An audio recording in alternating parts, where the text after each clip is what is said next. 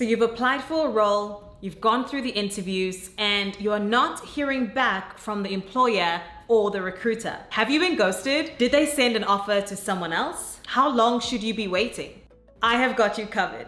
In this video, I'm going to walk you through the top reasons why employers are not calling you back after an interview, and ultimately what you can do about it. Stay tuned. Before we get into it, make sure that you like this video and subscribe to my channel because I post weekly job seeker and career related tips.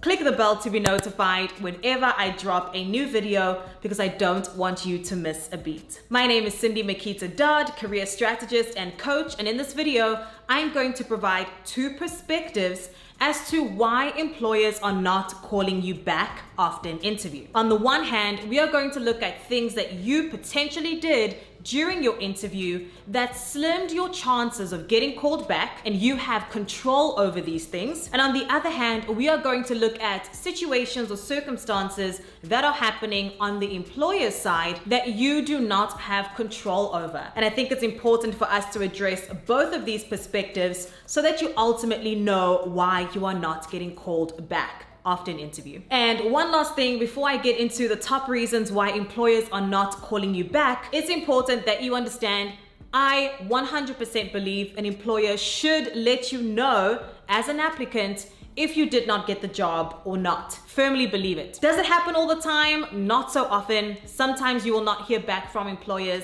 And my goal in this video is to walk you through the exact reasons as to why it is happening so that you can ultimately make better decisions and so you know what to do next when you don't hear back. Okay, with all of that said, let's get into it. Let's look at the interview mistakes that you could be making that are costing you the job offer as to why employers are not calling you back. Number one is a lack of sincere interest and enthusiasm. If you seem disinterested, not engaged, not enthusiastic, an employer will not call you back after an interview. Ultimately, this is not appealing to a potential employer because it just seems like you are not that interested in the role or in the company overall. When I speak to a candidate that has a lack of sincere interest or even enthusiasm about the role, it doesn't really make me want to call them back for another interview. This is important. Number two is rambling. Rambling is when you go on and on and on in an interview answer and you don't have a clear point or a clear direction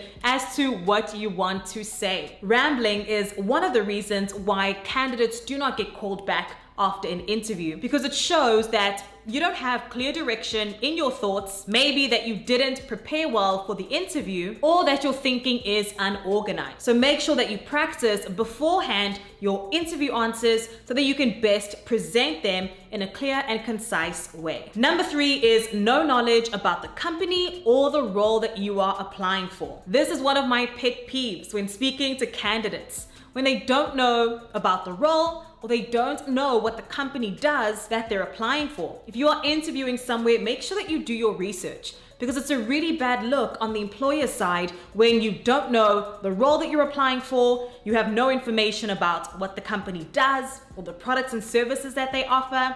This is one of the reasons and main reasons why candidates do not get called back after an interview. It also means that you probably sprayed and prayed. That means you put together a resume, you sent it out hundreds of times, and you're hoping that somebody's gonna pick it up and call you for an interview. If you take that approach, it's a sure way of getting a no in an interview. The fourth reason why employers are potentially not calling you back is a lack of confidence.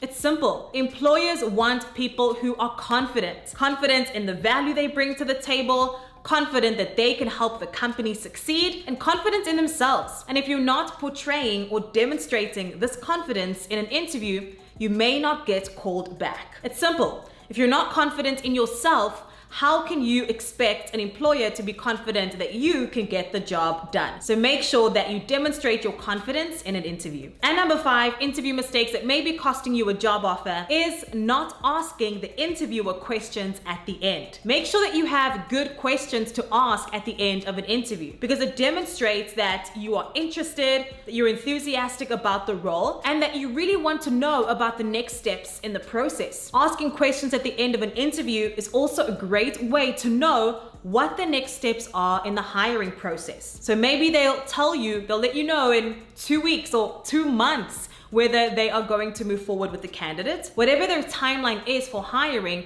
make sure that you ask that question at the end. If you don't ask questions at the end of an interview, it might demonstrate that you're not genuinely interested or curious in the role. And this is a reason why some candidates do not get called back. Okay, so those are the 5 interview mistakes that you could be making. That is the reason why employers are not calling back after an interview. And remember, you have direct control over those 5 points. So make sure in your next interview that you tick all of those boxes. Now I want to address the second perspective, which is things that are going on the employer's end that you do not have control over, as to why you are not hearing back from an employer or why they're not calling you back after an interview. I call these employer hang-ups. Number 1, maybe they're interviewing other candidates. Simple as that.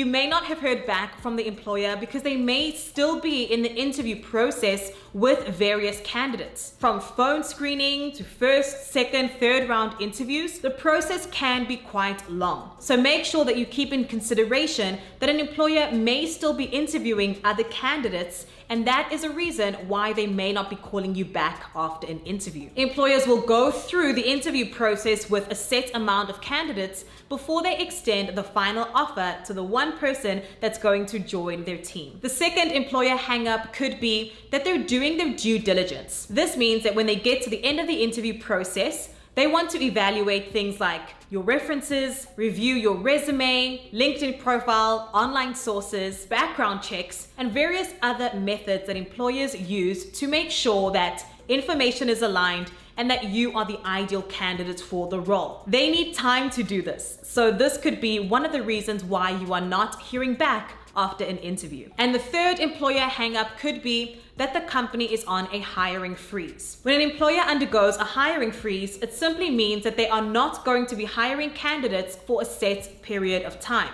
There's a number of reasons why employers can go through this. It could be financial, operational, or other. Keep in mind, if an employer is on a hiring freeze, you will not get an offer, and they will be actually pausing the interview and hiring process until the hiring freeze is lifted. So these are the 3 employer hang-ups, things that are outside of your direct control as to why the employer is not calling you back after the interview. Now you might be thinking, Cindy, this is all great, but what can I do about it? What should I do if I've interviewed and I'm not hearing back? Well, first, if you made any of the interview mistakes that I mentioned previously, it's okay. Make sure that you correct it for the next interview that you have within your job search. Be mindful of your responses, how you show up and how you answer, to make sure that you nail the interview every time and an employer is desperate to hire you after the interview. Number 2 is, if you didn't make any mistakes, you felt like you nailed the interview, and even if the employer demonstrated that they really liked you and wanted to extend an offer, you want to follow up